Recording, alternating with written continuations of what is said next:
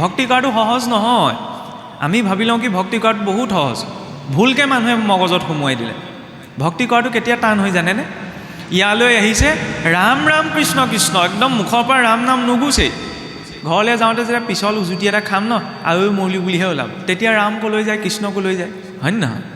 ৰাম কয় কৃষ্ণ কয়, সেইটো কথাও ক'বলৈ যোৱা নাই, কিন্তু ঈশ্বৰ চিন্তনটো, হয় নহয়? বিপদত পৰোঁতে প্ৰথমতে কাৰ কথা মনলৈ আহিছে? ভাগৱতে কি ক'ব বিচাৰিছে? এই চিন্তনটোৰ কথা। বিনা চিন্তনত ভক্তি সম্ভৱ নহয়, হয়নে? আৰু সেই চিন্তনৰ যাত্ৰাটো হৈছে ভাগৱত। চিন্তায়াস্য চিতায়াস্য বিন্দু মাত্ৰ বিশিষ্যতে চিতা দহতি নিৰ্জীৱ চিন্তা দহতি জীৱনম। চিন্তা আৰু চিতাৰ মাজত বিন্দু মাত্ৰ পাৰ্থক্য আছে। কেনেকৈ? চিতাই বোলে নিৰ্জীৱটোক জ্বলায়, নহয় জানো? চিতাখনে নিৰ্জীৱটোক নজ্বলায় জানো? আৰু চিন্তাই সজীৱটোক জ্বলায়। জীয়াই থাকোঁতে চিন্তা কৰি থাকিলে ধৰি লওক ভালকৈ শান্তিয়ে খাব শুবও নোৱাৰি ন। চিন্তাটো এতিয়া এৰিবও নোৱাৰে, কোনেওতো এৰিব নোৱাৰে। চবৰে কম বেছি পৰিমাণে জীৱনত চিন্তা থাকিবই বা থাকেই। চিন্তাৰ দিশটো এতিয়া ঈশ্বৰমুখী কৰিব লাগে, তেতিয়া অভয় হোৱা যায়, নিৰ্ভয় হোৱা যায়। তাক কৰাৰ মাৰ্গটো হৈছে ভাগৱতৰ মাৰ্গ, নহয়নে? প্ৰথম লক্ষ্যৰ স্পষ্টতা। ভাগৱত মাৰ্গত এইকাৰণে আহিছোঁ যে ঈশ্বৰ প্ৰাপ্তিৰ বাবে। ঈশ্বৰ প্ৰাপ্তি মানে আমাৰ মানুহে ভাবি থাকে কি বহুত নীতি নিয়ম পালন কৰিবলৈ, এইবিলাক আৰু ভাষণত কৈছে কাৰণে কৈছে, কোনো ঈশ্বৰ পাব পাৰিব, সেইটো মেণ্টেলিটিত ভুলতো নোৱাৰি। প্ৰথম কথা, হয়নে? আগতেই যদি মই অভাৰ কনফিডেঞ্চ হৈ আহিছোঁৱেই যে এটা ফ্ল'ত থাকিহে মই ধৰ্ম কৰ্ম কৰি আছোঁ, আৰু কি হয় ঈশ্বৰৰ প্ৰাপ্তি, তেতিয়াহ'লে মই নহয়ে ভাল, হয় নহয়? প্ৰথম কনফিডেঞ্চটো অকণমান লাগিব ন, যে কাৰ বাবে আগবাঢ়িছোঁ। হয় নহয় পিছৰ কথা, আগটোতো বাঢ়িব লাগিব। কেঁচুৱা ল'ৰাটোৱে ঘৰটোত বালিৰে ঘৰটো বনায়, সি জানে যে ভাগি থাকিব, তথাপি ঘৰটো বনায় ন। খেলি থাকোঁতে বালিৰ ঘৰটো ভাগি থাকিব বুলি ভবাৰ পাছতো যেতিয়া সি ঘৰটো বাৰে বাৰে বনায়, তেতিয়াহ'লে মই ডাঙৰ হোৱাৰ পিছত সিমানকণ কনফিডেঞ্চ ভগৱানৰ প্ৰতি নাইনে? আৰু কনফিডেঞ্চটো মানুহৰ চাব মোবাইলটোৰ ওপৰতো থাকে। মোবাইলৰ ৰিচাৰ্জ শেষ হৈ যায় নে নাযায়? যায়। কিন্তু ভৰাওঁতে এদিনৰ কাৰণে ভৰাই নি? আগতেহে এদিনৰ কাৰণে ভৰাইছিলে, এতিয়াতো ছমাহৰ কাৰণে ভৰাই মানুহে, হয় নহয়? 3 মাহৰ কাৰণে ভৰাই, এবছৰৰ কাৰণে ভৰাই। এবছৰলৈ মই জীয়াই থাকিম নে নাথাকিম আপোনাৰ কথা মই জানো, মোৰ গেৰেণ্টি নাই মই এবছৰ জীয়াই থাকিম নে নাথাকিম। তথাপিতো ৰিচাৰ্জটো এবছৰৰ কাৰণে ভৰাই থৈছোঁ ন। মোবাইলটোতে ইমান কনফিডেঞ্চ, এতিয়া ঈশ্বৰৰ প্ৰতি কনফিডেঞ্চটো নাথাকিলে হ'ব জানো, হয়নে? মোবাইলটোৱে আকৌ নটিফিকেশ্যন পঠাই থাকে, ৰিচাৰ্জ শেষ হোৱা 2 দিন আগতে ফোন নকৰে জানো?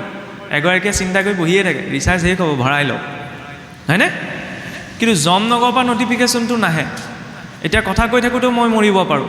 আৰু ইণ্টাৰেষ্টিং কথা কি জানেনে?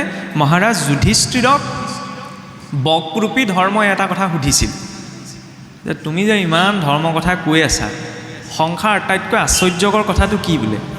বোলে প্ৰভু কি ক'ম? সংসাৰ আটাইতকৈ আশ্চৰ্যকৰ কথাটো হৈছে কি, মানুহে দেখি আছে যে চকুৰ আগতে মানুহৰ জন্ম হৈছে, আমিও দেখিছোঁ ন মানুহ জন্ম হোৱা, মানুহে দেখি আছে যে চকুৰ আগতে মানুহ মৰিও গৈছে, দেখিছোঁ ন। কিন্তু মাজৰ সময়ছোৱাই জীয়াই থকা মানুহজনে নিজকে অমৰ যেন অনুভৱ কৰি জীয়াই থাকে। এতিয়াও মই যে ইয়াত বহি আছোঁ, মোৰ জন্ম হৈছিল, মই মৰিবলৈকে গৈ আছোঁ, এইটো অনুভৱ লৈ বহা নাই, কিন্তু মই নমৰোঁ এইটো অনুভৱ লৈহে বহি আছোঁ, হয় নহয়? এইটোৱেই মায়া। মায়া বুলি ক'লে সাংঘাতিক কিবা এটা বস্তু নাই ন, নিজৰ বাস্তৱিকতাটোৰ পৰা আঁতৰাই ৰখা। চাওক, ভাগৱতৰ মাৰ্গত কোৱা হৈছে আমাৰ শৰীৰটো বোলে সাংখ্য দৰ্শনৰ দৃষ্টিৰে 25টা তত্ত্বৰে গঠিত। 5টা কৰ্মেন্দ্ৰিয়, 5টা জ্ঞানেন্দ্ৰিয়, 5 তন্মাত্ৰ শব্দ স্পৰ্শ ৰূপ ৰস গন্ধ আৰু 5 মহাভূত ভূমি অগ্নি জল বায়ু আৰু আকাশ লগত সংযুক্ত হৈছে কি পুৰুষ আৰু প্ৰকৃতি।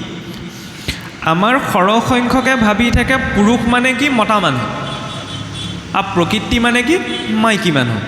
হয়, প্ৰকৃতি মানে মাইকী মানুহ, পুৰুষ মানেও মতা মানুহ হয়। কিন্তু ভাগৱতৰ সাংখ্য দৰ্শনত প্ৰয়োগ যিটো ৰূপত হৈছে ন, তাত পুৰুষ মানে মতা মানুহ নহয়, পুৰুষ মানে হৈছে আত্মা, আৰু প্ৰকৃতি মানে হৈছে এই সমগ্ৰ দৃশ্য প্ৰপঞ্চ। আত্মাটো কোনটো? আত্মাকটো নিৰ্লিপ্ত বুলি কয় ন। মানুহে চিনেমা এখন যেতিয়া চাই থাকে, হয় নহয়? চিনেমাখনৰ ভিতৰততো মই নাথাকোঁ, চাই থকা মানুহজন কোন? চাই থকা মানুহজন হৈছে আত্মা, আৰু সন্মুখত যিখন চিনেমা চলি আছে ন, সেইখন হৈছে প্ৰকৃতি। চিনেমা চাই থকা মানুহজনে কি ভাবে? চিনেমাখনত যদি কোনোবাই হাঁহিছে ন, তেতিয়াহ'লে চাই থকা মানুহজনৰ মুখতো হাঁহিটো ওলায়। চিনেমাখনত ইমান বিভোৰ হৈ চাইছে যে চিনেমাখনত যদি কোনোবাই কান্দিছে, তেতিয়াহ'লে চাই থকা মানুহজনেও কান্দিবলৈ আৰম্ভ কৰে, নহয়নে? চিনেমাখনত যদি কোনোবাই ডন লাগিছে ন, যেনেকৈ ক্ৰিকেট খেলখন চাই থাকোঁতে ছিক্সটো বেটছমেনজনেহে মাৰিব, এইজনো একদম চকীৰ পৰা উঠি আহে যেন নিজেই মাৰিব। মানে কি বুজাইছে? নিজে তাৰভাৱে এনেকুৱাকৈ জড়িত হৈ গৈছে যে নিজৰ বাস্তৱিকতাটো সেইখিনি সময়ত পাহৰি থকা হৈছে। কিন্তু যেতিয়া চিনেমাখন শেষ হয়, কাৰেণ্টটো যেতিয়া গুচি যায়, তেতিয়া গম পায় যে মই চিনেমাখনৰ ভিতৰত নাই। হহা কন্দা চব চিনেমাখন চাই থকাৰ কাৰণে হৈছিলে। বুজি পাইছেনে? ইনডাইৰেক্টলি কথা এটা কোৱা গৈছে। জীৱনটোতো সুখ দুখ ভাল বেয়া হাঁহিছোঁ কান্দিছোঁ এই প্ৰকৃতি নামৰ চিনেমাখন চলি আছে কাৰণে। যিদিনা ছুইচটো অফ হ'ব ন, সেইদিনাহে গম পোৱা যাব মই চিনেমা চাইহে আছিলোঁ। বুজি পাইছে ন? এদিনটো ছুইচ অফ হ'বগৈ, মৃত্যুৰ দিনা। এতিয়াও মানুহ মৰি আছে, প্ৰতি 2 ছেকেণ্ডত 120ৰ পৰা 150জন মানুহ মৰে। এতিয়ালৈকে যে সেইখন লিষ্টত পৰা নাই, এইটো কম ডাঙৰ চমৎকাৰ। মানুহে ক'ৰবাত বেলেগত চমৎকাৰ বিচাৰি যায়, বাৰু যাওক, তাতো আপত্তি নাই, কিবা এটা লাভ হৈছে, নহয় জানো? লাভত মানুহ সকলোলৈ যাবই, মানুহে যিয়েই নকওঁ। কিন্তু কথা হ'ল কি, ঈশ্বৰৰ ওচৰত ভক্তি যে কৰিব লাগে এই কাৰণেই লাগে। চৰকাৰে 10,000 টকা দিলেই মানুহে একদম গোটেই দিনটো লাইন পাতি থাকেগৈ নহয়, হয়নে নহয়? হয়নে? সেই চৰকাৰ জয় জয় গান হয়নে নহয়? পইচা দিছে, সুবিধা দিছে, তাত আপত্তি জনাবলৈ যোৱা নাই, সেইটো মোৰ বিষয় নহয়। ক'ব কি বিচৰা হৈছে, পইচা পাওঁতেই আঁচনিৰ সুবিধা পাওঁতেই যেতিয়া চৰকাৰৰ জয়গান হ'ব পাৰে, জীৱনৰ প্ৰতিটো উশাহ নিশাহ দি থকাৰ বাবে, ইমান এটা ভাল ছিষ্টেম দিয়াৰ বাবে ঈশ্বৰৰ জয়গান কৰিবলৈ মানুহে কিয় বেয়া পায়? বোলে ক'ত বেয়া পাইছোঁ? আমি নহ'লে নামঘৰলৈ আহিলোহেঁতেন। নামঘৰলৈ আহিছে ন, দিনটো ঘৰৰ কাম বন ত্যাগ কৰি, এইটো বহুত ডাঙৰ কথা। আকৌ এইটো সমান ত্যাগ আগৰ ঋষিমুনিসকলেও কৰিব পৰা নাছিল। মানুহ কিমান ব্যস্ত, তাৰ মাজত যে লোকৰ কথা শুনিবলৈ আহিছেই। নহ'লে ঘৰলৈকে চাওকচোন, কোনেও কাৰো কথা নুশুনে, শুনে জানো? নুশুনে নহয়। মাক দেউতাক চিন্তিত, ল'ৰা ছোৱালীৰ কথা ক'লে নুশুনে। কেতিয়াবা, সকলোকে ক'ব নোৱাৰোঁ, হয়নে? কেতিয়াবা আকৌ ল'ৰা ছোৱালীও চিন্তিত হৈ যায় ন, মা দেউতাক কৈ থাকিলে নুশুনে। শিক্ষানুষ্ঠানলৈ চাওক, শিক্ষকৰ কথা ক'লে ল'ৰা ছোৱালীয়ে নুশুনে। কেতিয়াবা আকৌ ছাত্ৰ ছাত্ৰীও নিজা এক্সপেক্টেশ্যন কিছুমান থাকে, শিক্ষকে কথা ক'লে নুশুনে। সমাজলৈ চাওক, চৰকাৰে কৈ থাকিলে জনতাই নুশুনে, জনতাই কৈ থাকিলে চৰকাৰে নুশুনে। আৰু ইয়াত ভগৱানে কৈ থাকিলে ভকতে নুশুনে, ভকতে কৈ থাকিলে ভগৱানে নুশুনে। মই চাকি গছ জ্বলাইছোঁ, প্ৰভু মোৰ আমুকটো হওক বুলি, সেইটো নহয়গৈ, হয়নে? কেতিয়াবা এনেকুৱাও হৈ যায় নহয়। আকৌ ভগৱানেও কয় এটা, মই কৰোঁ এটা, কণ্ডিশ্যনটো কেতিয়াবা দুৰ্যোধনৰ নিচিনা হৈ যায়। দুৰ্যোধনে গম পাইছিল ন যে প্ৰভু মই ধৰ্ম কি চব জানো, কিন্তু ধৰ্মটো কৰাত মোৰ ইণ্টাৰেষ্টটো নাই, আৰু ধৰ্মটো মই এৰিব নোৱাৰোঁ। আমাৰো কণ্ডিশ্যনটো কেতিয়াবা তেনেকুৱা হয়। মানে কিয় জানেনে? ধৰ্ম কি অধৰ্ম কি মানুহক বুজাব নালাগে। কিয় নালাগে? ঈশ্বৰে সকলোকে এটা বিবেক দিছে ন, সেই বিবেকটোৰ আধাৰত মানুহে এইটো চবেই বিচাৰ কৰিব পাৰে যে কি খাব লাগে কি খাব নালাগে, নহয়নে? সেইটো শাস্ত্ৰ পঢ়ি পেলাই বুজোৱাৰ প্ৰয়োজন নাই, চবেই জানে। দ্বিতীয়তে কি ক'ব লাগে কি ক'ব নালাগে, হয় নহয়? চবেতো জানে। কাকোতো শাস্ত্ৰ উদ্ধৃতি বুজোৱাৰ প্ৰয়োজন নাই যে বেয়া কথা ক'ব নালাগে। আৰু সেইটো নৈতিকতা, নিজৰ বিবেকটো আছে নহয়, মানুহে গম পায়। আৰু ক'লৈ যাব লাগে ক'লৈ যাব নালাগে সেইটোও মানুহে নিজৰ বিবেকৰ আধাৰত পাৰে। কিন্তু চাবচোন, শিৱজয়ী গাঁঠিকেইটাই 3টা বিষয়তে লাগি থাকে কিন্তু, হয়নে নহয়? খোৱা বোৱা, বাক্য বচন, গমনাগমন। আৰু সেইকেইটাৰ পৰাই সংস্কাৰ আহে। সেইকেইটা গাঁঠিকেইটা যেতিয়ালৈকে ঢিলা নহয় ন, তেতিয়া মই বহু কথা জানি বুজি লাভ নাই, শব্দত একো জ্ঞান নাই। এইটো নাভাবিব মানুহে ধৰ্মও কেতিয়াবা ট্ৰেণ্ডত পৰিহে কৰে। এতিয়া অসমত সেইটোৱে হৈছে। মই খোলাকৈ কৈছোঁ, বেয়া নাপাব। ইউটিউবত বোলে এইজন এইবাৰ বেছিকৈ ওলাই আছে দেই, এইবাৰ আমাৰ তালৈ এইজনক মাতিব লাগিব, হয়নে? এইজনে সঁচা, কিন্তু এই একেকেইটা কথাই যদি গাঁৱৰ মানুহজনে কয় তেতিয়া আকৌ গুৰুত্ব নিদিয়ে, হয়নে? এই সদায় টিভিয়ে মোবাইলে ওলাই থকা কোনোবা এজনে তেতিয়া মানুহে শুনিব। মই ইয়াত একো নতুন কথা নকওঁ, গাঁৱৰ ঘৰত চলি থকা কথাবিলাকেই ক'ম। সেইবিলাক কথা যদি গাঁৱৰ ঘৰত কোনোবা মানুহ এজনে কয় তেতিয়া গুৰুত্ব দিয়ে, বাদ দিয়া সেই, হয়নে? সেইটো নহয়। জ্ঞান লওঁ বুলি ক'লে ভিক্ষাৰীজনৰ পৰাও ল'ব পৰা যায়, হয়নে? মই এইটো বিৰোধিতা কৰিবলৈ যোৱা নাই। কোনোবা মোবাইলত ওলাইছে বা কিবা হৈছে তাৰ পৰা মানুহে চিনি পাব জানিব, সেইটো বেলেগ এটা দিশ। কিন্তু বেছ এইটো হ'ব নালাগে যে আমুকে কৈছে কাৰণে মানিম। মই কি কৰিছোঁ সেইটোও জৰুৰী নহয়, শাস্ত্ৰত কি আছে সেইটোহে জৰুৰী, হয়নে নহয়? মই কৈছোঁ বুলি কিবা এটা কথা লাগি শুনিও নাথাকিব, মানিও নল'ব, হয়নে নহয়? নিজে বিচাৰ কৰি চোৱা সুবিধাকণ দিছে ন, শাস্ত্ৰবিলাক দিছে নহয়, ঘৰত পঢ়িব লাগিব নিজে। নহয়নে? ঠগাত থৈ পঢ়িব নোৱাৰে, মোবাইলটোতো পঢ়িব পাৰি, পঢ়িবলৈ মন নাই শুনিব পাৰি, হয়নে নহয়? সেইকণ চৰ্চা কৰিব লাগিব। আমাৰতো ভাগৱত বহুত পাছতহে আহেগৈ। আপোনালোকে কি ভাবে মই নাজানো, কিন্তু তাৰ আগমুহূৰ্তত অৱশ্যে তাতো এটা কথা, ভাগৱত ভাগ আমাৰ মানুহে চিনি পায়, গীতা চিনি পায়, নহয় জানো? ঘোষা চিনি পায়, কীৰ্তন চিনি পায়। কিয় চিনি পায়? সকামে নিকামে ৰাজহুৱা সভা ভাওনাবিলাকে এইকেইভাগে চলি থাকে। সেইকাৰণে মানুহে মানে ভিতৰখনত কি আছে একো গম নাপালে বেটিপাতটো হ'লেও চিনি পায়, নহয় জানো? চব মানুহৰ কথা কৈছোঁ, কিন্তু আপুনি সাধাৰণ মানুহ এজনক যদি সোধেগৈ ভক্তি ৰত্নাকৰ দেখিছা, ভক্তি ৰত্নাৱলী দেখিছা, তেতিয়া কি বুলি ক'ব? আমাৰ ভাগৱতত নামঘৰটো কেতিয়াবা ভাগৱত পাতোঁতে এই বেদী যে পাতে, বুজি পাইছে নহয়? তেতিয়া মানে গাঁৱত বেদী পতাৰ আগমুহূৰ্তত ভকতসকলে ক'ব লাগে, এই আমুকৰ ঘৰত ৰত্নাৱলীখন আছে লৈ আনগৈ যা, আমুকৰ ঘৰত ৰত্নাকৰখন আছে লৈ আনগৈ যা। মানে সেইবোৰ শাস্ত্ৰ আমাৰ সকামে নিকামে নচলে যে মানুহে নপঢ়েও সেইকাৰণে, সাধাৰণ মানুহে। কিন্তু যাত্ৰাটো আৰম্ভণি সেইখিনিৰ পৰা, সেইখিনি প্ৰিলিমিনেৰী কথা, নহয়নে? তাৰ পৰা এটা সম্যক ধাৰণা আহে। তাৰ পাছত গীতা। গীতা আমাৰ মানুহে খুব দান কৰে, 50 টকাতে পাই যায় নহয়, কিন্তু লুটিয়াই নাচায় তাৰ ভিতৰত কি আছে। হাৰ্ভাৰ্ড কেম্ব্ৰিজত পঢ়োৱা হৈছে চাইক'লজিৰ ক'ৰ্ছ হিচাপত। 1919ৰ দশকত যেতিয়া আমেৰিকাত প্ৰথম পৰমাণু বোম পৰীক্ষণ কৰিছিল ন, তাৰ যিজন প্ৰধান বিজ্ঞানী আছিল জুলিয়াছ ৰবাৰ্ট অপেনহাইমাৰ, খ্ৰীষ্টান মানুহ। পৰমাণু বোমটো ফুটোতে তেওঁৰ মুখলৈ ওলাইছে কি গীতাৰ বিশ্বৰূপ দৰ্শনৰ শ্লোক, 7 সাগৰ 13 নদী পাৰত। 19ৰ দশকতে যদি এজন খ্ৰীষ্টান বিজ্ঞানীৰ মুখৰ পৰা গীতাৰ শ্লোকটো ওলাব পাৰে, আমাৰ তেতিয়াহ'লে সহজে ঘোষা কীৰ্তনৰ পদ এটা নোলাব কিয়? হয়নে নহয়?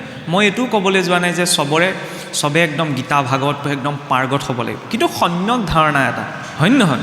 ভাগৱতত ক'ত কেনেকৈ আছে আমি সেইটো ইমান চবে জানিব নোৱাৰে, কাৰণ চবৰে কৰ্ম ব্যৱস্থাবিলাক বেলেগ বেলেগ, হয়নে নহয়? মই সেইটো ক'বলৈ যোৱা নাই, কিন্তু এইটো অন্ততঃ কি আছে, কিনো আছে ভাগৱতত, হয় নহয়? বোলে প্ৰথম স্কন্ধ বুলি কৈ দিলে এইখিনি কথা আছে। ঘোষাত কি আছে? হৰণ চন্দ, ঘোষা চন্দ, নাম চন্দ বুলি ক'লেও যাতে মানুহজনে বুজিব পাৰে কিনো আছে, যাতে বাহিৰৰ কোনোবাই আহি আমাক ভুল কথা ক'ব নোৱাৰে, বুজি পাইছে নহয়? ভুলকৈ বুজাব নোৱাৰে। আৰু কেতিয়াবা আমিও নিজে পালন কৰি থকা নীতি নিয়মখিনিক লৈ যাতে শংকাত থাকিব নালাগে যে কৰিব লাগে কাৰণে সমাজৰ নিয়ম আৰু সেইকাৰণে কৈছোঁ, নহয়। লজিকটো আছে নাই, নহয়নে? যুক্তি লাগিব, তৰ্ক লাগিব, শাস্ত্ৰ প্ৰমাণ, সেই তিনিটা বস্তু পিছত কৰিম, হয় নহয়? প্ৰশ্ন নকৰিবলৈ কোৱা নাই, প্ৰশ্ন কৰিব লাগিব, তেতিয়াহে উত্তৰ পোৱা যাব। বিনা প্ৰশ্নত কেনেকৈ আগবাঢ়িম? গতিকে এইকাৰণে কোৱা গৈছে, আগতেতো এতিয়া ইমান ডাঙৰ ভাগৱত ন, আমি ধুনীয়াকৈ পেক কৰি থৈ দিওঁ, নপঢ়োঁ, কিন্তু কিমান কষ্ট কৰিছিল চাওকচোন। আগতেতো সাঁচি পাত ভোজ পাততহে লিখে, গছৰ পাত বনাওঁতে কিমান সময় লাগে বাৰু? গছৰ পৰা এৰুৱাই আনকচোন, শুকুৱাওক, পানীত তিয়াই থওক, মিহি কৰক, নহয় জানো? গছৰ গুটি চেপি চেপি তাত লিখক। আজিৰ যুগত যদি সাঁচি পাতত প্ৰস্তুত কৰি পঢ়া শুনা থাকিলেহেঁতেন, 80% মানুহে পঢ়া শুনা বাদ দি দিলেহেঁতেন। কোনে সাঁচি পাত বনায়? বগা কাগজতে লিখিবলৈ সময় নাই, আকৌ সাঁচি পাতত লিখিমগৈ, হয়নে? কিবা এটা কষ্ট কৰি দি থৈ গৈছে ন। আমি অসমীয়া আগৰ সংস্কৃতত আছিলে বোলে, সংস্কৃতত বুজি নাপাওঁ কাৰণে পদ দুলৰি চন্দেই দি দিলে, হয়নে? কিয়? যাতে মানুহে পঢ়িব পাৰে, বুজিব পাৰে। এইটো নাভাবিব দেই, মানুহে লগতে এইটোও ভাবি থাকে যে আমাৰ কিজানি আছে, পঢ়িবলৈ ভয় লাগে, কিজানি দুখে ধৰিব, হয় নহয়? ইয়াৰ কথাটো বেলেগ, নামঘৰৰ মজিয়াৰ কথাটো বেলেগ, কিন্তু ঘৰত সেইটো কোনো কথা নাই। যাৰ যেনেকৈ সুবিধা মিলিছে তেওঁ অধ্যয়ন কৰক, তাৰ পৰা তেওঁ বুজিব। আৰু প্ৰত্যেকেই যদি সেই ক্ষেত্ৰত অসম্যক ধাৰণা এটালৈ অধ্যয়ন পুষ্ট হয়, তেতিয়া লোকৰ কথা শুনিবৰ প্ৰয়োজনেই নাথাকে। মই লোকৰ কথা বুলি কৈছোঁ আৰু, হয়নে? নহ'লে কেতিয়াবা অৰ্থৰ বিচাৰি কৰিবলৈ যাওঁতে অনৰ্থ হৈ যায়। সেইবাবে ইজনৰ কথা সিজনৰ লগত নিমিলে, কাৰণ চবেই নিজৰ ব্যক্তিগত দৃষ্টিভংগীৰে কথাবিলাক কয় ন, তাৰ মাজত গ্ৰহণ কৰা ভাৱটো লাগে। স্কুল কলেজবিলাক চবৰে একেই নহয়, সেইটো সত্য, শিক্ষাটোতো একেই। গতিকে উদ্দেশ্যটো যেতিয়া ডাঙৰ হয়, স্বাভাৱিকতে তাত সমন্বয় গুচি আহে।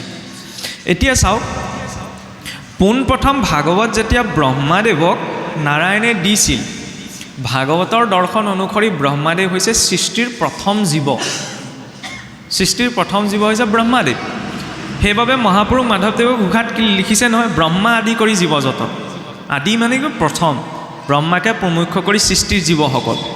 এতিয়া নাৰায়ণে বোলে যেতিয়া প্ৰথম ব্ৰহ্মাক সৃষ্টি কৰিছিলে, সৃষ্টি কৰাৰ পিছত ঈশ্বৰে ক'লে বোলে তুমি সৃষ্টি আৰম্ভ কৰা, তুমি বাকীখিনি কাম চলাই নিয়া, এই সংসাৰখন নিৰ্মাণ কৰা। এতিয়া যেতিয়া নাৰায়ণৰ পৰা আজ্ঞা পালে, আজ্ঞা পোৱাৰ লগে লগে ব্ৰহ্মাদেৱে সৃষ্টি নিৰ্মাণ কৰিলে। নিৰ্মাণ কৰিবলৈ যাওঁতে প্ৰথম কি বনালে জানেনে? 5 প্ৰকাৰৰ অবিদ্যা: তম, মোহ, মহামোহ, তামিশ্ৰ আৰু অন্ধতামিশ্ৰ। 5 প্ৰকাৰৰ অবিদ্যা কি সেইটো পিছ কথা, কিন্তু অবিদ্যা বুলি কওঁতে সাধাৰণ মানুহ এজনেও বুজিব পাৰে যে কিবা বেয়া বস্তু এটা সৃষ্টি হৈছে, হয় নহয়? সেইখিনিতে কুৱেশ্যন মাৰ্ক এটা আহে যে ঈশ্বৰে যেতিয়া ব্ৰহ্মাদেৱক আজ্ঞা দিলে তুমি সৃষ্টিখন বনোৱা, কিবা ভাল কিবা এটা প্ৰকট কৰিব লাগিছিলে, হয় নহয়? অবিদ্যা কিয় সৃষ্টি কৰিলে? সেইটো মানুহৰ জীৱনৰ প্ৰতি প্ৰথম এটা বহুত ডাঙৰ মেছেজ। কেনেকৈ? আমাৰ জীৱনতো আমি জ্ঞান গোটাই ল'ব পাৰোঁ। ব্ৰহ্মাদেৱৰতো জ্ঞান আছিল, মানুহৰতো এটা মগজুৰ জ্ঞান ন। ব্ৰহ্মাদেৱটো চতুৰ্মুখী, 4টা শিৰ আছে, আগতেতো পঞ্চশিৰেই আছিলে। জ্ঞান গোটালে, আৰু পদ আছিল, 14খন ভুৱনৰ ওপৰত তেওঁ স্থান, এটা বহুত উচ্চ পৰ্যায়ৰ পদবী আছিল ন। জ্ঞান আছিল, পদ আছিল, সামৰ্থ্য আছিল, হয়নে? শক্তিও আছিল, বোলে শক্তি নাছিল তেতিয়াও বেলেগ কথা, শক্তিও আছিল। তেতিয়াহ'লে অবিদ্যা কিয় প্ৰকট কৰিলে? সেইটোতো ডাঙৰ কথা। আমাৰ চাবচোন, এই বিশেষকৈ নামঘৰৰ ভকতীয়া সমাজত যিকোনো কাম কৰিবলৈ যাওঁতে ভকতসকলে আশীৰ্বাদ দিওঁতে কেতিয়াবা এটা বাক্য কয়, চাবচোন, যে আজ্ঞা পৰ ভক্তি, আজ্ঞা নহ'লে কাৰ শক্তি, হয় নহয়? যিকোনো কাম কৰি লওঁতে বোলে সমাজৰ আজ্ঞাটো লৈ লোৱা যায়, হয়নে? কিন্তু আজ্ঞাৰো এটা লিমিটেশ্যন আছে। ব্ৰহ্মাদেৱকতো নাৰায়ণে আজ্ঞা দি দিলে যে তুমি সৃষ্টিখন বনোৱা। আজ্ঞা লোৱাৰ পাছতো যদি মাৰ্গদৰ্শনটো নাথাকে জীৱনত, তেতিয়াহ'লে অবিদ্যাহে সৃষ্টি হয়। ব্ৰহ্মাদেৱৰ পদ, মৰ্যাদা, শক্তি, সামৰ্থ্য চব আছে, আজ্ঞাও ল'লে, কিন্তু মাৰ্গদৰ্শনটো নল'লে, কেনেকৈ আগবাঢ়িম, হয়নে? মানুহৰ জীৱনতো তেনেকুৱা, মানুহে জ্ঞান, পদ, মৰ্যাদা এই সকলো নিজৰ বলত অৰ্জন কৰি ল'ব পাৰে, কিন্তু গাইডলাইন এটা লাগে, হয়নে? পঢ়ুৱাটো এটা গাইডলাইনতহে যায়, ইটোৰ পিছত সিটো যায়, হয় নহয়?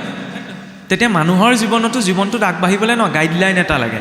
গীতা ভাগৱতক জীৱনৰ মেনুৱেলৰ নিচিনা আমি ক'ব পাৰোঁ। ফ্ৰিজটোৰ লগতো মেনুৱেল এখন আহে, মোবাইলটোৰ লগতো মেনুৱেল এখন আহে, হয় নহয়? জনা মানুহজনে কি কৰিব? বোলে কেনেবাকৈ যদি টিভিটো নতুনকৈ কিনি আনিছে, বোলে কোনটো ক'ত কি চুইচ টিপিব লাগে, তেতিয়া মেনুৱেলখন চাই ল'ব ন, কোনটো টিপিলে কি হ'ব। মোবাইলটোৰ লগতো আহে। জীৱনটোতো কেতিয়াবা কেনেকুৱা হয় নহয়, জীৱন নামৰ গাড়ীখন ৰৈ যায়, ক'ৰবাত খুন্দা মাৰি দিয়ে, কি কৰিম কি নকৰিম লাগে। তেতিয়া সেইখন মেনুৱেল বিচাৰি ক'ত যাম? গীতা ভাগৱত হৈছে সেই মেনুৱেল, য'ত জীৱনৰ সকলো পৰিস্থিতিতে ব্যক্তিজনে কেনেধৰণৰ ব্যৱহাৰ কৰিব ন, কেনেধৰণৰ এক্ট কৰিব, সেই বিষয়ে এটা পলিচি দিয়া গৈছে। মাতৃহে জানয় কাৰ বীৰ্যে পুত্ৰ, মাতৃহে পৰিচয় কৰাই দিয়ে পিতৃ, হয় নহয়? সন্তানটো যেতিয়া জনা বুজা হয়, তেতিয়া মাকে কয় বোলে মা বুলি মাতা, দেউতা বুলি মাতা। মাতৃয়ে নিজৰ পিতৃ মাতৃ, সুহৃদ, বন্ধু বৰ্গ, ককাই ভাই, ককা আইতা এই সকলোৰে পৰিচয় কৰাই দিয়ে। শাস্ত্ৰকো মাতৃস্বৰূপ বুলি কোৱা গৈছে। শাস্ত্ৰস্বৰূপ জননীয়েও বাপেকৰো বাপেক কোন দেখুৱাই দিয়ে, হয় নহয়? এতিয়া বাপেকৰো বাপেকক চাবলৈ গ'লে কিছুৱে এইটো শংকাটো থাকে। আচ্ছা, এটা কথা কওকচোন, মাজতে ভগৱানক মানিব লাগে নে জানিব লাগে বাৰু? কি ভাবে আপোনালোকে? আপোনালোকৰ নিজৰ দৃষ্টিটো কওক। ভগৱানক আমি মানো নে জানো বাৰু? জানিব লাগে, হয় জানো? আপোনালোকে কি কয়? ভগৱানক মানো নে জানো বাৰু? যিটো ভাবি পাইছে, ইয়াত কোনো ধৰি লওক এইটো নাভাবিব দে খোলাকৈ কৈছোঁ, মই ইয়াত প্ৰশ্ন কৰিছোঁ আপোনালোকে উত্তৰ দিব লাগিব, এইটো নহয়। আলোচনা কৰিবলৈ আহিছোঁ ন, তেতিয়া মানে ভাল লাগিব। নহ'লে মই কৈ যাম, আপোনালোকে শুনি থাকিব। যদি বেলেগ কিবা এটাই বুজিছে মই কেনেকৈ গম পাম? পিছত যোৱাৰ পিছত যদি আলোচনা হয়, কিনো গালে একোৱেই বুজি নাপালোঁ, হয় নহয়? আমাৰ লগত নিমিলে দেই কথাবিলাক। এইটো যদি হয় তেতিয়াহ'লে আৰু গ্ৰাফডাল উঠি একে স্তৰলৈ গুচি আহিব। সেইকাৰণে অকণমান চেষ্টা কৰা হৈছে আলোচনা এটা কৰা, আপোনালোকেও যাতে সুবিধা পায়। মোৰ মনোভাৱটো কি? মানুহৰ মনোভাৱটো জানিব লাগে ন। আচ্ছা, কি বুলি ভাবে? ভগৱানক জানিব লাগে নে মানিব লাগে? আচ্ছা, তোমালোকে কওঁ, ভগৱানক মানা নে জানা? মানিব লাগে নে জানিব লাগে বাৰু? কি কৈছা? জানিব লাগে, জানিবও লাগে, মানিবও লাগে, হয় নহয়? আপোনালোকে কি ক'ব বাৰু? সেইটোৱে। বাৰু, প্ৰথম কথা হ'ল কি, সৰু উদাহৰণ এটা দিছোঁ দেই, উত্তৰটো তেতিয়া নিজেই পোৱা যাব। এই কথাটো কিয় টানি অনা হ'ল? আমি ইমানখিনি ভগৱানৰ কাৰণে কৈছোঁ ন, মোকতো মাতিলে কাৰণে আহিছোঁ। আপোনালোকেতো কৈছে অনুষ্ঠানভাগ পাতিবলৈ যাওঁতে ক'লৈ কি গৈ কি গোটাব লগা হৈছে মইতোতো দেখা নাই, হয় নহয়? ঘৰে ঘৰে যাব লগা হৈছে, এনেইতো হৈ যোৱা নাই। আৰে মানুহে দিনটোৰ কৰ্ম ত্যাগ কৰি পেলাই অনুষ্ঠানভাগ কৰিছে, কাৰ কাৰণে? বোলে ভগৱানৰ কাৰণে। তেতিয়া আচ্ছা, ভগৱানক জানোনে আমি মানুহ? সেইটোতো স্পষ্ট হ'ব লাগিব। ক্লিয়াৰিটিটো নাথাকিলে কৰাৰটো অৰ্থ নোলাব ন। কেঁচুৱা ল'ৰা এটা যেতিয়া জন্ম হয়, যেতিয়া তাৰ প্ৰথম মাত ফুটে, মাত ফুটোতে মাকে বা দেউতাকে শিকায় ন, বোলে মা বুলি কোৱা, দেউতা বুলি কোৱা, হয় নহয়? তেতিয়া সি মা কি বস্তু চিনি পায় নে নাপায়? যেতিয়া সি প্ৰথম মা বুলি কয়, মা কি বস্তু চিনি পায় নে নাপায়? নাপায় ন? পিছত অকণমান বুদ্ধিটো যেতিয়া জনা শুনা হ'বগৈ, তেতিয়াহে গম পাব মা কি, দেউতা কি, হয়নে নহয়? প্ৰথমতে তেতিয়াহ'লে মা দেউতা এইবিলাক শব্দ সি কি কয়? জানি পেলাই কয় নি? মানি কয়। মা মা বুলি মানিব লাগে, মই মানিছোঁ, হয় নহয়? আমি কওঁনে বোলে আমুকে বোলে মাক দেউতাকক মানে দেই, আমুকে বোলে মাক দেউতাকক নামানে, কেতিয়াবা কওঁনে? আমি মানিলেহে জানিব, হয় নহয়? কিন্তু মই মা দেউতাক জানো, মই জনা বুজা হ'লোঁ, শিক্ষিত হ'লোঁ, মা দেউতা কি, ককা আইতা কি, ককাই ভাই কি, মই চব জানো। এইবিলাক ৰিলেশ্যনৰ চব ডেছক্ৰিপশ্যন মোৰ মনত একদম লজিকেলি চব ফিট হৈ আছে। কিন্তু মই যদি নামানো, হয় নহয়? তেতিয়াহ'লে প্ৰথম কি? মানিব লাগিব। আৰু ভগৱন্তকতো কোনেও জানিব নোৱাৰে। বোলে ভগৱান কৃষ্ণ বুলিতো জানিছোঁ, নহয়, কৃষ্ণ বুলি মানিছোঁহে, কিন্তু কৃষ্ণক জনা নাই, জানিছোঁ জানো? আৰু এই ভগৱানক যে জানিব নোৱাৰি সেই কথাটো ক্লিয়াৰেঞ্চ কোনো মহাপুৰুষেও দিয়া নাই, ভগৱানে নিজেই কৈছে। বোলে মনুষ্যানাম সহস্ৰেষু কশ্চিৎ য়ততি সিদ্ধয়েৎ য়ততামপি সিদ্ধাত্মন কশ্চিৎ মনাং বেতি তত্ত্বতঃ। হাজাৰজন মনুষ্যৰ ভিতৰত এজন মাত্ৰ ধাৰ্মিক, তেনেকুৱা 100জন ধাৰ্মিকৰ ভিতৰত এজন মাত্ৰ আধ্যাত্মিক। তেনেজনে আংশিক ৰূপত জানো নাজানো অৱস্থাত তেওঁক জানিবলৈ সুবিধা পায়, সম্পূৰ্ণ ৰূপতো জানিব নোৱাৰে, আংশিক ৰূপত, হয় নহয়? আৰু আমি নিজৰ বুদ্ধিয়ে নিজকেই চিনিব নোৱাৰোঁ, তেতিয়া ভগৱানক কেনেকৈ চিনি পাম, হয় নহয়? ভগৱানক মানিব লাগিব। ভক্তি মাৰ্গ আৰু জ্ঞান মাৰ্গৰ মাজত পাৰ্থক্য এইখিনিতেই। জ্ঞান মাৰ্গত কি কোৱা হয়? তাত লজিকটো প্ৰথম, যে প্ৰথমতে মই জানিম, জনা পাছতহে মই মানিম, হয় নহয়? নজনাকৈ মই কিয় মানিম? এইটো জ্ঞান মাৰ্গৰ দৰ্শন। কিন্তু কথা হ'ল কি, ভক্তি মাৰ্গত বিচাৰ কৰা হ'ল যে চব কথা আমি বুদ্ধিৰে বিচাৰ কৰিব নোৱাৰোঁ। আজিলৈকে নিজৰ পিতৃ মাতৃকে চকুৰে দেখা নাই যে সেয়া পিতৃ মাতৃ, দেখিছে জানো কোনোবাই? নাই দেখা ন? তাত আমি DNA চাৰ্টিফিকেট বিচৰাকৈ নাই নহয়, প্ৰয়োজনো নাই। জন্ম হোৱাৰ ভিতৰত আমাৰ সেইটো বুদ্ধিটো বিকাশ হৈ অহা নাই, পিছত পৰিচয় দিয়া গ'ল ন, হয়নে নহয়? গতিকে পিতৃ মাতৃকো কি মানিহে আছোঁ, সেইবাবে মানিব লাগে, নহয়নে? তেওঁতোতো মাক দেউতাকৰো মাক দেউতাক, তমেব মাতাছ পিতা তমেব, এনেই কোৱা নাই নহয়, হয়নে? ভক্তি মাৰ্গত কি কোৱা যায়? মই প্ৰথমতে মানিম, মানিলে আপোনা আপুনি জানিম, হয় নহয়? মাক দেউতাকক যেতিয়া মানিব, তেতিয়াহ'লে মাক দেউতাক কি তেওঁ আপোনা আপুনি জানিব। কিন্তু মই জনাৰ পাছত যদি নামানো, তেতিয়াহ'লে নহ'ব নহয়, হয়নে নহয়?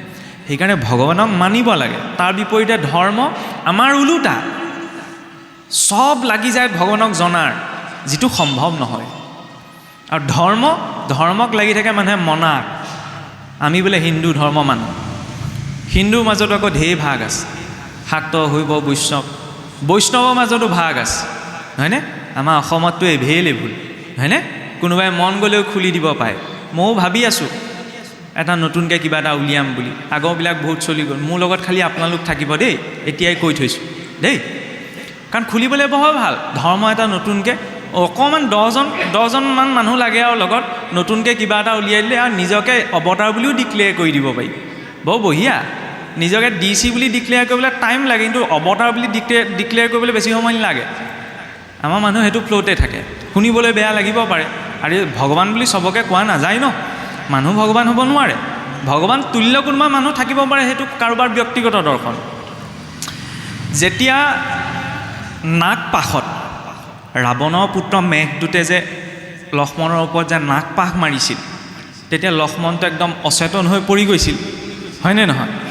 ৰামটোতো বোলে ভগৱান আছিল, ভগৱান ৰামে ক'ব পাৰিলেহেঁতেন, এই কিহৰ আকৌ এই হনুমন্তক পঠাব লাগিছে, কিহৰ চিকিৎসক আনিব লাগিছে, এই চিন্তা নকৰিবা, মই ঈশ্বৰ, হাতখন দি দিম বোপাই, তোমাৰ ভাল হৈ যাব, কৈছিলে জানো?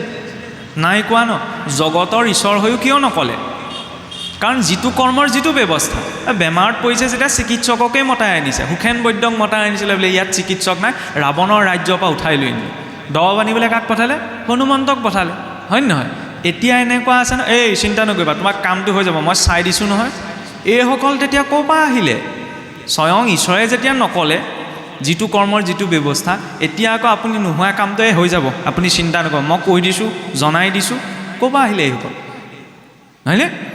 আৰু যিকেইজন মহাপুৰুষৰ শাস্ত্ৰ উল্লেখ অনুসৰি অৱতাৰ হ'ল, তেওঁলোকে নিজক অৱতাৰ বুলি কৈ থৈ নগ'ল। এতিয়া অৱতাৰ বুলি ডিক্লেয়াৰ কৰি অসমত মানুহ বহি আছে। সেইটো নহয়, মইতো ক'বলৈ যোৱা নাই।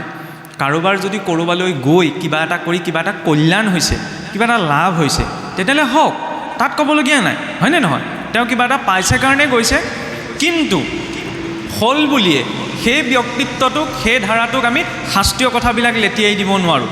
তেওঁক ভগৱান কেতিয়াও বুলি ক'ব নোৱাৰোঁ, নহয়নে? তেওঁৰ কথা শাস্ত্ৰত আছে বুলি আমি কেতিয়াও ক'ব নোৱাৰোঁ। কোনোবাই মানিছে মানি থাকক, সেই ক্লিয়াৰেঞ্চটো লাগে। মানুহৰ ধৰ্মৰ প্ৰতি যিমান ইচ্ছা আছে সিমান অনীহাও আছে। টানত পৰিহে কেতিয়াবা মানুহে ধৰ্ম কৰি থাকে, সমাজত চলি থাকিবলৈ, সমাজখন এৰিটো চলিব নোৱাৰে, সেইকাৰণে কৰি থাকে আৰু ইয়াকে নকৰিনো কি কৰিম, নহয় জানো? কিন্তু সেইটো নহয়, ক্লিয়াৰিটিটো লাগে তাৰ মাজত। কিয় কৰিছোঁ, নকৰিলে কি আপত্তি আছে? আৰে ভগৱানক নমনা মানুহতো ঘৰ দুৱাৰ বনাই জীয়াই আছে, হয় নহয়? সিহঁতি খাবলৈ পোৱা নাই নি? খাবলৈ পাইছে ন? গতিকে ভগৱানক মনা নমনা বিষয়খিনিৰ ক্ষেত্ৰত মই সুখ পাইছোঁ, দুখ পাইছোঁ, এইখিনি প্ৰযোজ্য নহয়। কিছুৱেতো ভগৱানৰ নাম ধমকিও দি দিয়ে, চাই ল'ম তোমাক, মই আমুকত চাকি দিমগৈ তোমাৰ নামত। ভগৱান ইমান থাৰ্ড ক্লাছ পাৰ্চনেলিটি নি যে মই কমপ্লেইন লৈ যাম, মোৰ আপোনাৰ জীৱনটোত কিবা এটা বৰ্জবাত পেলাই দিব, মোক কৰি দিব? নহয় ন? আমি জীৱনত যি পাওঁ, ভগৱানে বাৰে প্ৰতি ক'ব বিচাৰিছে। আৰু বৈকুণ্ঠৰ দুজন পাৰিষদ জয় বিজয় কিয় প্ৰতিমূৰ্তি স্থাপন কৰে বাৰু? ভগৱানৰতো 14জন হোমগাৰ্ড, ক'ব নাপায় আৰু মই কৈছোঁ 14জন পাৰিষদ, বাকীকেইজনৰ নাম মানুহে চিনি পায় জানো? সাধাৰণ মানুহে গম নাপায়, কিন্তু জয় বিজয়কতো চবে চিনি পায়। বোলে জয় বিজয় অভিশাপ পাইছে, অভিশাপ পোৱাতে কি বুজাইছে বাৰু? বৈকুণ্ঠ ইমান হায়াৰ ৰেংকিঙত আছে, অতিথি কেইজনমান গৈছিল ন, চাৰিসিদ্ধ ভেঙুচালি কৰিলে, নিজৰ মান এটা আছে নহয়, বুলিব আমি বৈকুণ্ঠ পাৰিষদ, আমাৰ আজ্ঞা নলগা কোনো ঈশ্বৰৰ ওচৰত যাব নোৱাৰে, অভিমান ন? আৰু সেই অভিমানৰ বাবে ঈশ্বৰে কি কৰিলে? তেওঁলোকৰ মনলৈ সেই অভিমানৰ বাবে চাৰিসিদ্ধক অপমান কৰিলে, চাৰিসিদ্ধ অভিশাপ দি দিলে। পিছত যেতিয়া তেওঁলোকৰ ভুল অনুভৱ হ'ল যে প্ৰভু ভুল হৈ গ'ল আৰু পটককৈ আমি অভিমানী হৈ থাকিলোঁ, ক্ষমা কৰি দিয়ক, ক্ষমা কৰি দিলে নে বাৰু? দিলে নহয়, হয় নহয়? ক্ষমা কৰি দিছিলে নহয়, দিছিলে নাই দিয়া? ভুল কৈছোঁ নি মই? নাই দিয়া বুলি কোনোবাই কৈছে নি? নাই কোৱা ন? ক্ষমা কৰি দিলে ন, ঈশ্বৰ আহি উপস্থিত হ'লি, ভাওনাখনটো চাইছে, হয়নে নহয়? সেই কথাবিলাকত গুৰুত্ব এটাটো লাগিব। আমুকে বোলে ভীম লৈছিলে, হিৰণ্যকশিপু লৈছে, চাই ভাল লাগিলে, ভাওনাখন আমুকৰ পৰা আহিলে, সেইবিলাক ছেকেণ্ডেৰী কথা, সেইবিলাকো লাগিব যাতে কৰ্তাজনে উৎসাহটো পায়, কিন্তু লগতে এইবিলাক বিষয়ো লাগিব, নহয়নে? ঈশ্বৰে ক্ষমা কৰি দিলে, আচ্ছা ক্ষমা কৰি দিলেহে ফলটো নোভোগাকৈ থাকিলে জানো? ফলটো আমি যে কওঁ এই নাজানি ভুল কৰিলে একো নাই, নাজানি ভুল কৰিলে সমাজত একো নাই। নাজানি যদি কোনোবাই ভুল এটা কৰে তেতিয়াহ'লে মানুহজনে ক্ষমা কৰি দিয়ে, হ'ব হ'ব নাজানি ভুল কৰিলে, কিন্তু প্ৰকৃতিত ক্ষমা নাই। মই নাজানিয়ে কৈছোঁ, নাজানি পেলাই জুই কোৱাত হাতখন দিলে জুইয়ে নোপোৰাকৈ নাথাকে নহয়, হয় নহয়? আন্ধাৰে মুধাৰে বোলে ভূত বুলি ভাবি মানুহজনৰ মূৰ এটা মাৰ মাৰি দিলোঁ, এতিয়া কোৰ্টত গৈ মই কমগৈ নি এই বোলে মোক ক্ষমা কৰি দিয়ক আৰু মই ভূত বুলি ভাবিহে মাৰিলোঁ? মানুহটো যদি মই জেললৈ যাবই লাগিব ন? নিউটনৰ থাৰ্ড ল' এটা সকলোৱে ক্লাছ 9তে পঢ়িবলৈ পায়, বাকীকেইটা মনত নাই, বাকীকেইটাত মেথেমেটিকেল ইকুৱেশ্যন আহে, তৃতীয়টো চবৰে মনত থাকে। প্ৰতিটো ক্ৰিয়াৰে সমান আৰু বিপৰীতমুখী প্ৰতিক্ৰিয়া থাকে, হয়নে? একশ্যন এটা যদি হয় তেতিয়াহ'লে ৰিয়েকশ্যনটো, এইটো নিজৰ জীৱনটোতো প্ৰযোজ্য। কিবা এটা ইয়াত একশ্যন কৰিম ন, ৰিয়েকশ্যনটো আপোনা আপুনি আহি যাব, তাৰ কাৰণে ভগৱানক কোৱাৰ প্ৰয়োজন নাই। কিয় কোৱা হৈছে? সুখ দুখ ভাল বেয়া এইখিনি ভগৱন্তৰ ইচ্ছাত পায়, সেইটো হয়, কিন্তু তাত জড়িত হৈ থাকে নিজৰ কৰ্মফলটো, আৰু নিজৰ কৰ্মফলটোৰ পৰা স্বয়ং বিধিও বচাব নোৱাৰে। ভগৱানলৈ ভয় কৰিব নালাগে, ভয় কৰিব লাগে নিজৰ কৰ্মলৈ। ঈশ্বৰে পিছটো এৰিলেও কৰ্মই পিছটো নেৰে, নহয়নে? ব্ৰহ্মাদেৱক গাইডলাইন দি ঈশ্বৰে এৰি দিলে, কিন্তু কৰ্মই পিছটো এৰিলে জানো? জ্ঞান পদ অভিমান লৈ কি কৰি পেলালে? অবিদ্যা সৃষ্টি কৰি পেলালে। ভাবি থাকোঁতে তাৰপৰা কি আহিছে? ব্ৰহ্মাদেৱে মহাশূন্যৰ পৰা এটা শব্দ শুনিবলৈ পাইছে, বোলে টপ টপ টপ। তেতিয়া ব্ৰহ্মাদেৱ ভাবিছে মোক টপ কৰিবলৈ কৈছে চাগে, টপ কৰিলে চাগে মই শান্তিটো পাম। তেতিয়া 1000 বছৰ বোলে তেওঁ টপ কৰিছে, নহয়নে? ধৰ্ম চাওক মনাৰ বিষয় নহয়, ধৰ্ম পালনৰ বিষয়, নহয়নে? আমি পালনত কম গুৰুত্ব এটা দিওঁ, মনাত বেছি গুৰুত্ব এটা দি থাকোঁ।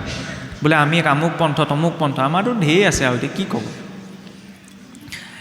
ক'ৰবালৈ ওলাই যাওঁতে নামঘৰলৈ আহিছে যেনিবা, সেইখিনিতে ভিক্ষাৰী এজন বহি আছে ন, এই যা কৰ ভিক্ষাৰী বহি আছে সেই বুলি ভাবি যদি মই নামঘৰলৈ আহিছোঁ তেতিয়াহ'লে মই আহি লাভ নাই, নহয়নে? প্ৰথম মানৱ সেৱাটো। মানুহে আকৌ অকণমান লজিক এটা প্ৰকাশ, এইবোৰ চব চেও ধৰি বহি আছে, চেও ধৰি বহি আছে নহয়, তেওঁ চেও ধৰিছে, তেওঁ আগত মই চেও ধৰিব নালাগে, হয় নহয়? এটকা এটা দিয়াৰ যদি সামৰ্থ্যতা আছে ন, সেই এটকাটো দিব লাগে, কাৰণ ইয়াত বহি থকাজনক চাবলৈ এখন সমাজ আছে, হয় নহয়? এই পথত বহি থকাজনক চাবলৈ আকৌ কোনো নাই নহয়, হয়নে নহয়? গতিকে যদি জীৱনত সম্ভৱ হয় সেই পৰৰ উপকাৰটো যেনেদৰে যাৰ যেনেকৈ মিলিছে কৰিব লাগে। ইয়াৰ দান পাত্ৰত দক্ষিণাটো নিদি এতিয়া বিৰোধাভাৱত নাভাবিব, বুলিব এইজনে একদম আমাৰ নামঘৰ চামঘৰত দান দক্ষিণা দিয়াৰ কথা বিৰোধিতা কৈছে, একো নাই কৰা, দি থাকক, তেনেকৈতো সমাজখন চলিব ন। কিন্তু লগতে অকণমান মনুষ্যৰ সেৱাৰ নিমিত্তেও তাক প্ৰয়োগ কৰাটো প্ৰয়োজন, নহয়নে? আমাৰ ইগ'টো নহ'লে ইমান লাগি থাকে ন, আমি গামলা এটা দিলেও নিজৰ নামটো লাগিব, হয় নহয়? গামলাটোত যদি নামটো লিখি দিয়ে নহয়, গামলা বাদ দিয়ক, চিঠিখনতো যদি নামটো নাথাকে, মোৰ নাম নিদিলে পায়, মই নাযাওঁ। আমাৰ নামটো চিঠিখনতো লাগে, গামলাটোতো লাগে, কিছুমানটো ঘটিটোতো লিখি দিয়ে নামঘৰলৈ দিয়া, এইটো বেয়া কথা। শিৱসাগৰখনলৈ চাওকচোন, এই শিৱদৌল, দেৱীদৌল, বিষ্ণুদৌল, ৰংঘৰ, কাৰেংঘৰ, এই যে বনাই থৈ গ'ল ৰজাসকলে, স্বৰ্গদেৱে নিজে লিখি থৈ গৈছিল নি মই বনাইছোঁ বুলি? পিছত ইতিহাসৰ গৱেষণা কৰিলতহে গম পোৱা গৈছে কোনজনৰ দিনত কোনে বনাইছিল বুলি, হয় নহয়? ইমান ডাঙৰ ডাঙৰ কাম কৰি থৈ যোৱাসকলে নিজৰ নামটো লিখি থৈ নগ'ল, তেতিয়াহ'লে আকৌ মোৰ ঘটিটোত, লোটাটোত, গামলাটোত নামটো কিয় লাগিছে? এই কথাটো কিয় কোৱা হৈছে? অন্য ক্ষেত্ৰৰ কথাটো বেলেগ, কিন্তু যেতিয়া আমি ধৰ্মৰ নামত কিবা এটা দিওঁ ন, তাৰ নামটো নালাগে, নহয়নে? ঈশ্বৰৰ নামত যেতিয়া অৰ্পণ কৰিছোঁ, তেওঁ গ্ৰহণ কৰিলেই হ'ল, তাত আকৌ নামটো কিয় লাগে? নহ'লে ধৰ্ম কৰি থাকিলোঁ। আগতে চাবচোন, যেতিয়া আপোনাৰ কেনেবাকৈ মঠ মন্দিৰবিলাকত চুৰ ডকাইত হৈছিল, এসপ্তাহৰ পিছতে শুনিবলৈ পোৱা গৈছিলে আমুক নামঘৰ, আমুক মন্দিৰৰ পৰা বোলে কাঁহৰ বাতি, সোণৰ ফুল চুৰ কৰিলে, চুৰটো বোলে ধৰা পৰিলে নহয়, এই তেজ বমি কৰি মৰিলে, একদম খোলাকৈ কৈছোঁ। তেনেকুৱা প্ৰমাণ আছিলে, তেজ বমি কৰি বা মূৰ ঘূৰাই কিবা এটা হৈ মানুহ মৰি যায়। আজিকালি চব লুটি নিয়ক, একোৱেই নহয়। কিয় নহয় জানেনে? কিজানি সেই নিয়াজনে চাগে বেছিকৈ বিশ্বাসতহে আহিছে, মই কৈ থকাজনে। নিয়াজনে চাগে আগদিনা ধুনীয়াকৈ শৰাই সঁফুৰাই দিলে যে প্ৰভু উপায় নাই আৰু চলিবলৈ, তোমাৰ ইয়াৰ পৰাই নিম আৰু দুখ দাইন ধৰিবা। ঈশ্বৰে তেতিয়াও ভাবে চাগে বেচাৰা তইটোতো মানিছ মই ইয়াত আছোঁ বুলি, নহ'লে সেইজনেচোন মই আমুক বনাই দিলোঁ, মই তমুক দিলোঁ, মইকেহে আছে, মোক গুৰুত্ব এটা দিয়াই নাই, গতিকে বোপা যা, তোকহে মহিমা দেখুৱাম যে মইহে আছোঁ। ক'ব কি বিচৰা হৈছে, কলি যুগত ধৰ্মৰ কোনো অভাৱ নাই। এইটো দ্বাদশৰে একটা উক্তি, দান পুণ্যে কৰিলে মুহূৰ্ত হৈব খ্যাতি। সত্যত এটা দাপৰতকৈও কলিত এতিয়া দান পুণ্যৰ সংখ্যা বেছি। মানুহে বহুত ধৰ্ম কৰ্ম কৰে, কিন্তু কি এনেকৈ কৰে, দান পুণ্য কৰিলে মুহূৰ্ত হৈব খ্যাতি, হেন দম্ভভাৱে ধৰ্ম আচৰিবে আতি। আমি অকণমান ক্ৰিটিকেলি ইগ'টো ছেটিছফাই কৰোঁ। কেনেকৈ? এইখন বোলে কোনে কৰিছে? প্ৰভু এইখনেই অধমেই কৰিছে, বুজিছেনে? অধম বুলিও কৈছোঁ, কিন্তু ক্ৰেডিটটোও লৈছোঁ, হয়নে? ক্ৰেডিটটো ল'ব লাগে, কিন্তু ঈশ্বৰৰ সন্মুখত নহয়, হয়নে নহয়? ঈশ্বৰে দিছে কাৰণে। যেতিয়া অহংটো আঁতৰি থাকে, তেতিয়া ব্যক্তিজনে একো নীতি নিয়ম পালন কৰিব নালাগে। অহংকাৰক আকৌ এৰিবও নোৱাৰি, সেইটো এটা ডাঙৰ কথা। মানুহে যে কয়, কোনোবাই যদি ধৰ্ম মাৰ্গত কয় আমি অহংকাৰটোক এৰিব লাগিব, তেতিয়াহ'লে নামানিবই, তেওঁৰ কথা নুশুনিবই। কিয় কোৱা গৈছে? আৰে অহংকাৰৰ পৰা সৃষ্টিখন হৈছে। অহংকাৰৰ পৰা কেনেকৈ সৃষ্টি হৈছে? ব্ৰহ্মাদেৱে প্ৰথম নাৰায়ণে প্ৰকট কৰে প্ৰকৃতিৰ পৰা মহৎ তত্ত্বৰ পৰা ত্ৰিবিধ অহংকাৰ সৃষ্টি হৈছিল। সাত্বিক অহংকাৰৰ পৰা 14জন দেৱতা। ঈশ্বৰো বৰ টেঙৰ আকৌ, বাঘ, সিংহ, এইবিলাকতো হিংস্ৰ জন্তু ন। ঈশ্বৰে সিহঁতৰ শৰীৰত বেছিকৈ সাক্ষী ৰাখিব লাগিছিল, কিন্তু ঈশ্বৰে জানে সেই হিংস্ৰ জন্তুকেইটা ইমান মিছা কথা নকয় যিমান এই দুঠেঙীয়াটোৱে কয়। ই মুখেৰে মিছা কথা নাই, ই চকুৰেও মিছা কথা কয়, ইংগিত দিলে বুজি পাই যাব, নহয়নে? ক'ৰবাত নাখাবলগীয়া কিবা এটা খাই আহিল নহয়, সমাজৰ আগত মই মৰি গ'লোঁ, নাই খোৱা বুলি ক'ম, শপত খায়ো দিম মই নাখাওঁ আজিৰ পৰা, বুজি পাইছেই নহয়, নকৰোঁ আজিৰ পৰা, কিন্তু নাই, গৈ থৈ আকৌ একে জেগালৈ যাব। ঈশ্বৰে সেইকাৰণে কি কৰিলে? এইটোক বিশ্বাস কৰিব নোৱাৰি। এই সাত্বিক অহংকাৰৰ পৰা 14জন দেৱতা যে প্ৰকট হ'ল, কি কৰিলে? জাজমেণ্ট কৰিবলৈ 14জনক ইয়াত বহুৱাই দিলে। মাধৱদেৱে ঘোষাত যে লিখিছে, আমি যে কেতিয়াবা গাওঁ, শুনিবচোন, তুমি মোক ভাণ্ডা মই তোমাক ভাণ্ডো, 14 সাক্ষীক ভাণ্ডিব কোনো উপায়। যে মই আপোনাক ঠগিব পাৰোঁ, আপুনিও মোক ঠগিব পাৰে, ঠগিবলৈ বৰ ভাল নহয়। আমিতো ভগৱানকো ঠগিবলৈ যাওঁ, হয় নহয়? নিজলৈ একদম বঢ়িয়া কাপোৰখন, ভগৱানলৈ নো খাই থকাখন, নহয়নে? দিয়ে নিদিয়ে কাৰোবাৰ সামৰ্থ্যটো এইটো বেলেগ নহয়নে? নিজলে একদম হলমাৰ্ক থকা সোণ এই ঈশ্বৰ এই নামঘৰত দিবলৈ সোণ পানী চৰাই দিলেও হ'ব, বুজিছে নহয়? সোণৰ ফুলপাহ যে দিব লাগিব, একদম ভালতকৈ ভাল গামোচাখন যে দিব লাগিব, সেইটো ক'বলৈ যোৱা নাই। কিন্তু ঈশ্বৰৰ নিমিত্তে যেতিয়া আমি কিবা এটা দিওঁ ন, সেইটো ভক্তজনৰ ভাৱ হ'ব লাগে যে শুদ্ধতকৈ শুদ্ধ ৰূপত দিম, নহয়নে? লাগিলে মই নিজেই বেয়াটোৱে ল'ম, কিন্তু ঈশ্বৰৰ নামত নিদিওঁ, নহয়নে? নহ'লেতো কেতিয়াবা এনেকুৱা হয়, এই শৰাই যে পাতে আমাৰ, চাব আপোনালোকৰ ইয়াততো দুদিনীয়া, কেতিয়াবা 3 দিনীয়া 4 দিনীয়া 7 দিনীয়া যে ভাগৱত পাতে, আমাৰ কি হয় এই শৰাই ভাগ যে দিয়ে 7 দিনৰ কাৰণে নাপাতে জানো? এই 7 দিনৰ পাছততো সেই ভাগ শৰাই প্ৰসাদ খাব পৰা হৈ নাথাকে। এই শৰাইহে দিম, হ'ব এই হুতুৱা কলকেইটাকে দি দিয়া, হুতুৰা কলকেইটাকে দি দিয়া, 7 দিনৰ পিছত খাব নোৱাৰি। মানে এইটো কি এজ ইউজুৱেল, মনাই নাই। নাস্তিক তেতিয়াহ'লে কোন? যিজনে ঈশ্বৰ নাই বুলি কৈছে সেইজন নাস্তিক নহয়, এইজন নাস্তিক যি ঈশ্বৰৰ সন্মুখত বহি থাকি পেলাই কৈ আছে ঈশ্বৰ নাই।